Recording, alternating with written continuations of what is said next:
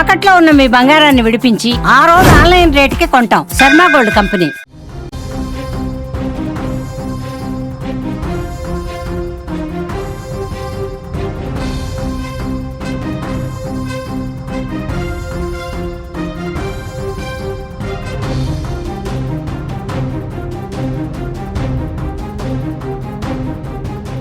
Breaking news చూస్తున్నాం. కూకట్పల్లి బాలిక హత్య కేసు ఇంకా వీడలేదు. మిస్టరీగా మారింది 12 ఏళ్ల సహస్ర హత్య కేసు. ఆధునిక టెక్నాలజీ ఉన్నా ఇంకా దొరకలేదు హంతకుడు. ఇప్పటి వరకు ఆధారాలే దొరకలేదు. పోలీసుల విచారణలో ప్రస్తుతం 40 మంది ఉన్నారు. విచారణలో తల్లిదండ్రుల మిత్రులున్నారు, అపార్ట్మెంట్ వాసులు ఉన్నారు. విచారణ జరుగుతోంది. అంత్యక్రియల తర్వాత ఇంకా నగరానికి తల్లిదండ్రులు రాలేదు. తల్లిదండ్రులని పోలీసులు ఇంకా విచారిస్తూనే ఉన్నారు. తల్లిదండ్రులు ఇంకా నగరానికి వచ్చిన తర్వాత విచారించే అవకాశం కనిపిస్తోంది. హైదరాబాద్లో 12 ఏళ్ల బాలిక సహస్ర హత్య కేసు రాష్ట్ర వ్యాప్తంగా సంచలనం రేపుతోంది. ఈ కేసులో ఇంకా మిస్టరీ వీడలేదు. పక్కా ప్లాన్ ప్రకారం బాలికను హత్య చేసినట్టుగా పోలీసులు భావిస్తున్నారు. ఎలాంటి క్లూస్ దొరకకుండా హంతకులు చాలా జాగ్రత్త పడ్డారు. దీంతో ఒక్క ఆధారం కూడా దొరక్కపోవడంతో పోలీసులు తలలు పట్టుకుంటున్న పరిస్థితి. ప్రస్తుతానికైతే పక్కా ప్లాన్ ప్రకారం బాలికను హత్య చేసినట్టుగా పోలీసులు భావిస్తున్నారు. హంతకులు పోలీసులకు ఎలాంటి ఆధారాలు దొరకకుండా జాగ్రత్త పడ్డారు. ఈ కేసును ప్రతిష్టాత్మకంగా పోలీసులు తీసుకున్నారు. హ్యూమన్ ఇంటెలిజెన్స్తో దర్యాప్తు చేస్తున్నట్లుగా సమాచారం వస్తోంది. అన్ని కోణాల్లో విచారిస్తున్నారు. అందరినీ అనుమానించిన ప్రతి ఒక్కరిని కూడా విచారిస్తున్నారు. 4 రోజులు గడుస్తుంది. పోలీసుల దగ్గర ఎలాంటి ఆధారం లభించలేదు. అంటే ఎంత పక్కాగా ఎలాంటి ఆధారం లభించకుండా జాగ్రత్త పడ్డారు అన్నది అర్థమవుతోంది. అపార్ట్మెంటు వాసులతో పాటు బాలిక తల్లిదండ్రులు, స్నేహితులు మొత్తం 40 మందిని విచారించిన సరైన ఆధారాలు ఇంకా లభ్యం కాలేదు.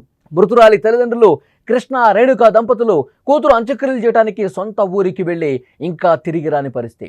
రేపు గురువారం పోలీసుల ముందుకు వచ్చే అవకాశం ఉన్నట్టుగా తెలుస్తోంది. వారిని విచారిస్తే ఈ కేసులో ఏదైనా పురోగతి సాధించే అవకాశం ఉందని పోలీసులు భావిస్తున్నారు. గురువారం రోజు వాళ్ళు విచారణకు వస్తే గనక విచారణలో మరికొన్ని కోణాల్లో విచారించే అవకాశం చాలా స్పష్టంగా కనిపిస్తోంది. కృష్ణ, రేణుక దంపతులకు శత్రువులు ఎవరున్నారన్న కోణంలో పోలీసులు దర్యాప్తు చేస్తున్నారు. కృష్ణ కుటుంబంపై ఎవరికైనా పగుందా? పగ తీర్చుకోవడానికే ఈ హత్య చేశారా? బాలికపై కక్షతో దారుణానికి ఒడిగట్టారా? ఈ విధంగా పోలీసులు ఆరా తీస్తున్నారు. కృష్ణ ఇంటికి ఎవరొచ్చారు? ఎందుకు వచ్చారు? అసలు చంపాల్సిన అవసరం ఎవరికి వచ్చింది? ఆ తర్వాత అపార్ట్మెంట్కి ఎవరు వచ్చి వెళ్ళారు? ఈ అన్ని విషయాలపై దర్యాప్తు చేస్తున్నారు. హంతకులు సీసీటీవీ, డాగ్ స్క్వాడ్కు దొరకకుండా చాలా జాగ్రత్త తీసుకున్నారని పోలీసులు భావిస్తున్నారు. ఈ కేసులో పురోగతి సాధించడానికి ప్రయత్నం చేస్తున్నారు. తీవ్రంగా పోలీసులు శ్రమిస్తున్న పరిస్థితి. పోస్ట్ మార్టం రిపోర్టు ప్రకారం బాలికను హంతకులు 21 సార్లు కత్తితో పొడిచారు. మెడ, గొంతు భాగంలో 14 సార్లు, పొట్ట భాగంలో 7 సార్లు పొడిచినట్టుగా రిపోర్టులో కనిపిస్తోంది. అధిక రక్తస్రావం కారణంగా బాలిక మరణించినట్లు వైద్యులు చెప్పారు. ఈ ఘటనతో పోలీసులు కూడా షాక్ అయిన పరిస్థితి. ఇంత క్రూరంగా నేరానికి పాల్పడటం వెనుక వ్యక్తిగత కక్షలు, పగలు ఉన్నాయని పోలీసులు అనుమానిస్తున్నారు. ఈ క్రమంలో క్షుద్ర పూజల కోణం కూడా ఉందా అని పోలీసులు దర్యాప్తు చేశారు. మొత్తానికి హంతకులు బాలికకు తెలిసిన వారే అయి ఉంటారని చెప్పి చాలా స్పష్టంగా పోలీసులకు అనుమానం ఉంది. ఎందుకంటే ఇంటి తలుపులు బలవంతంగా తెరిచినట్లు ఆనవాళ్లు లేవు. బాలిక ప్రతిఘటించినట్లు కూడా సంకేతం కనపడలా. పోలీసులు అన్ని కోణాల్లో దర్యాప్తు చేస్తున్నారు. ఈ కేసులో ఇంకెలాంటి విషయాలు బయటకు వస్తాయో వేచి చూడాల్సిన పరిస్థితి. దర్యాప్తు అయితే వేగంగా జరుగుతోంది. అన్ని కోణాల్లో కూడా ప్రతి ఒక్క అనుమానితులను కూడా పిలిచి విచారిస్తున్నారు. హత్య కేసు పోలీసులకు ఒక సవాలుగా మారిందని చెప్పాలి. చాలా స్పష్టంగా అర్థమవుతుంది. పోలీసుల విచారణకు సంబంధించి ఇంకా ఎలాంటి ఆధారం దొరకలేదు అంటే కనుక ఏ విధంగా హత్యకు ఆధారం దొరకకుండా జాగ్రత్త పడ్డారు అన్నది కూడా స్పష్టంగా అర్థమవుతుంది. అంటే ఒక పక్కా ప్లాన్ ప్రకారమే అసలు ఏ ఆధారం దొరకకూడదు అనే ఉద్దేశంతో ముందుగా ఒక ప్లాన్ రూపొందించుకొని ఆ ప్లాన్ని ఇంప్లిమెంట్ చేసి ఈ విధంగా హత్య చేశారని కూడా పోలీసులు భావిస్తున్నారు. ఎందుకంటే ఆ అపార్ట్మెంట్కి సీసీ కెమెరాలు లేవు, ఎక్కడా కూడా రికార్డ్ అయినటువంటి పరిస్థితి లేదు. ఆ వీధి చివరన ఒక సీసీ కెమెరా ఉంది. ఆ కెమెరాలో మాత్రమే ఎవరు వచ్చారు, ఎవరు లోపల నుంచి బయటకు వెళ్ళారు అన్నదే రికార్డ్ అవుతుంది. కానీ క్లియర్గా ఇప్పటి వరకు ఉన్నటువంటి ఇన్ఫర్మేషన్ ప్రకారం పోలీసుల దగ్గర ఫలానా వ్యక్తే చంపాడు అన్నట్టుగా ఎక్కడ కూడా ఆధారం లభించని పరిస్థితి. పోలీసులు ఆ సెకండ్ ఫ్లోర్లో ఉన్నటువంటి సంజయ్ని విచారించారు కానీ ఆ సంజయ్యే చేశాడు అనటానికి ఎలాంటి ఆధారం కూడా లభించని పరిస్థితుంది. ఇంకా ఆ అపార్ట్మెంట్లో అద్దెకి ఎవరైతే ఉంటున్నారో వాళ్ళను కూడా పిలుస్తున్నారు, విచారిస్తున్నారు, కానీ ఎక్కడా కూడా ఆధారం లభించని పరిస్థితి కనిపిస్తోంది.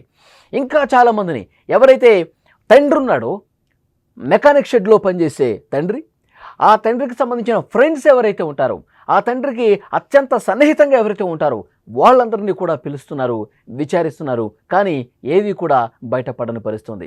అలాగే తల్లి ఆసుపత్రిలో ల్యాబ్ టెక్నీషియన్గా పనిచేస్తుంది. ఆ ల్యాబ్ టెక్నీషియన్గా పనిచేస్తున్నటువంటి ఆసుపత్రిలో తల్లికి సన్నిహితంగా ఉన్న వాళ్ళు ఎవరైతే ఉన్నారో వాళ్ళని కూడా కొంతమందిని అనుమానించారు, విచారణకు విచారించారు, కానీ ఎక్కడా కూడా ఏ ఆధారం బయటపడ్డ పరిస్థితి లేదు. ఆ రోజు ఘటన జరిగిన సందర్భంగా పోలీసులు వచ్చినప్పుడు డాగ్ స్క్వాడ్తో బృందం వచ్చారు, డాగ్ స్క్వాడ్తో తనిఖీలు చేశారు, కానీ ఆ డాగ్ ఆ అపార్ట్మెంట్ చుట్టుపక్కల తిరిగింది తప్ప ఎంతో దూరం పోలేదు. అంటే హత్య చేసిన వాళ్ళు ఇక్కడి వాళ్ళే, ఈ అపార్ట్మెంట్కి దగ్గరగా ఉన్న వాళ్ళే, బయట వ్యక్తులు ఎక్కడి నుంచో వచ్చి హత్య చేయలేదు అనేది కూడా చాలా స్పష్టంగా పోలీసులు నమ్ముతున్నటువంటి పరిస్థితి. కానీ 4 రోజులు కావస్తుంది, ఇంకా ఎలాంటి క్లూ లభించకపోవటం మీద పోలీసులే కొంత షాక్ అవుతున్నటువంటి పరిస్థితి.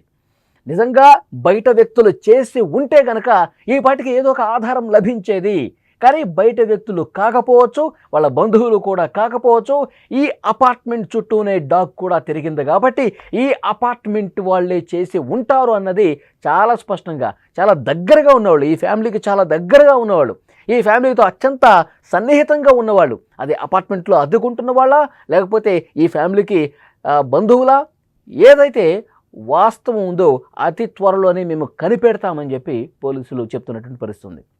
ఆ పాప అంత్యక్రియల కోసం ఊరికి తీసుకెళ్లారు, అంత్యక్రియలు పూర్తయిపోయాయి, కానీ ఇంకా విచారణకు రాలా. మరి బాధలో ఉన్నారా తల్లిదండ్రులు? ఆ బాధలో ఉండి 2 రోజులు ఊళ్ళోనే ఉందామని చెప్పి నిర్ణయించుకున్నారా?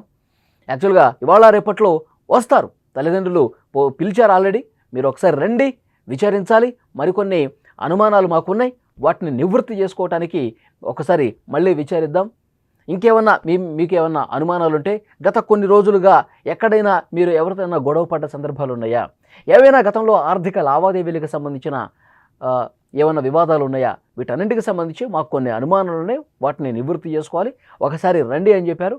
ఇంకా ఊళ్ళోనే ఉన్నారు, వస్తే ఈరోజు సాయంత్రం కానీ రేపు కానీ వాళ్ళు రావచ్చు. వచ్చిన తర్వాత తల్లిదండ్రులను కూడా చాలా క్లియర్గా ఎగ్జామిన్ చేసే అవకాశం ఉంది. సో పోలీసులు ఇంతవరకు కూడా పలానా వ్యక్తుల మీద మాకు బలమైనటువంటి అనుమానం ఉందని చెప్పి ఎక్కడ చెప్పట్ల, పలానా వాళ్ళు చేసి ఉంటారని సంబంధించి ఏ ఆధారం కూడా లభించిన పరిస్థితి కనిపిస్తుంది. 4 రోజులు అవుతుంది, ఇంకా ఏమీ క్లూ దొరకకపోవడంతో అర్థం కాని పరిస్థితి కనిపిస్తుంది. గత కొన్ని రోజులుగా మనం చూస్తున్నాం, అక్కడ వైష్ణవి హత్య కేసుకు సంబంధించి కూడా ఎలాంటి క్లూ పోలీసులకు లభించలేదు. ఆంధ్రప్రదేశ్లో గండికోటలో, మరి ఇక్కడ ఈ కేసులో కూడా ఎలాంటి క్లూ లభించలేదని ఇక్కడ పోలీసులు కూడా చెప్తున్నారు. అంటే టెక్నాలజీకి దొరకకుండా, ఆధారాన్ని అసలు ఏమాత్రం లభించకుండా ఒక పక్కా పథకం ప్రకారం, ప్లాన్ ప్రకారం హంతకులు తెలివి మీరిపోయారు, ఎక్కడా దొరకకుండా జాగ్రత్త పడుతున్నారన్నది ఈ కేసులను బట్టి చాలా స్పష్టంగా అర్థమవుతుంది. సో డెఫినెట్గా మరికొంతమందిని మరికొన్ని కోణాల్లో విచారిస్తే 1-2 రోజుల్లోనే మొత్తం బయటకు వచ్చే అవకాశం అయితే చాలా స్పష్టంగా అనిపిస్తుంది. మరి పోలీసులు విచారణ ఇంకా ఏ కోణాల్లో ఎంత బలంగా, ఎంత వేగంగా చేస్తారన్నది కూడా చూడాల్సిన అవసరం ఉంది.